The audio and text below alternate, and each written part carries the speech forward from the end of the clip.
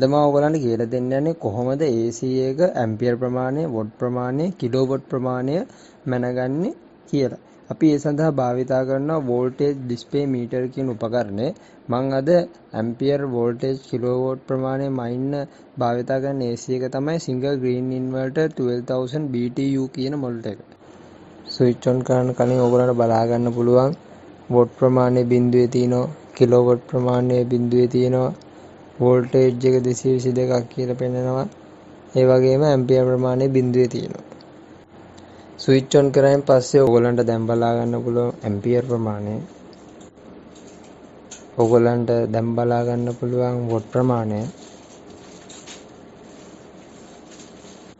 කොහොමද වොට් ප්‍රමාණය වැඩි වෙන්නේ කියලා ඔයගලන්ට දැන් පේනවා ඇති.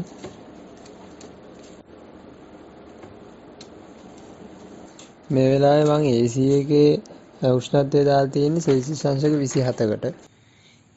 ඉන්වර්ටර් AC එකක් එක්ක බලද්දි මේ නන් ඉන්වර්ටර් AC එක කාර්යක්ෂමතාවය ගොඩක් වැඩි. ඒ වගේම ගොඩක් අඩු විදුලි පරිභෝජනයක් තියෙනවා. හැබැයි මේක ගන්න බෑ වෙන මූලික පිරිවැය නම් ටිකක් වැඩි. ඒ වගේම ඉන්වර්ටර් AC යන්ත්‍රය දිගටම ක්‍රියාත්මක වෙන නිසා නිතර ඔන් ඔෆ් වීමක් සිදු වෙන්නේ. අන්න ඒක නිසා විදුලි පරිභෝජනය එයා සාමාන්‍ය අගයක පවත්වාගෙන යනවා. නන් ඉන්වර්ටර් AC යන්ත්‍රය නිතර ඔන් ඔෆ් වීමක් සිදු වෙනවා. අන්න ඒක නිසා එයාගේ ආරම්භක විදුලි පරිභෝජනයත් වැඩි වෙනවා. ඒ වගේම නිතර මේක සිදු වෙන නිසා දිනකට අධික විදුලි පරිභෝජනයක් සිද්ධ වෙනවා. හොඳයි. දැන් අපි බලමු අපේ කාමරයට AC එකක් සවි කර ගැනීමේදී මොනවද සැලකිලිමත් විය යුතු කරුණු කියලා.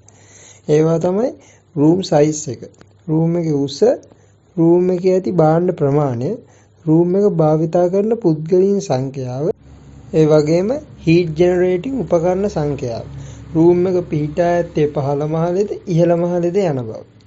ඒ වගේම කියන්න ඕනේ AC එකේ විදුලි පරිභෝජනය අඩු කරගන්නම් AC එක හොඳින් සීල් වෙලා තියෙන්න ඕනේ.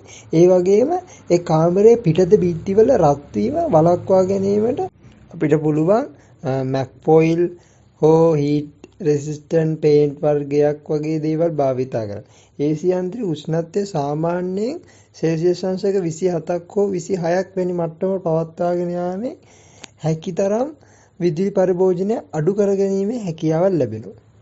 ඕගොල්ලන්ට දැන් බලා ගන්න පුළුවන් කිලෝවොට් ප්‍රමාණය.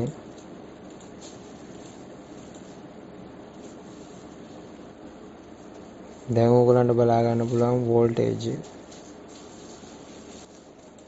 ඕගොල්ලන්ට දැන් බලා ගන්න පුළුවන් පැයකට පස්සේ කිලෝවොට් ප්‍රමාණය කොහොමද කියලා. ඕගොල්ලන්ට දැන් බලා ගන්න පුළුවන් පැය 7කට පස්සේ කිලෝවොට් ප්‍රමාණය කොහොමද කියලා. ඕගොල්ලන්ට දැන් බලා ගන්න පුළුවන් පැය 7කුත් විනාඩි 38කට පස්සේ කිලෝවොට් ප්‍රමාණය කොහොමද කියලා.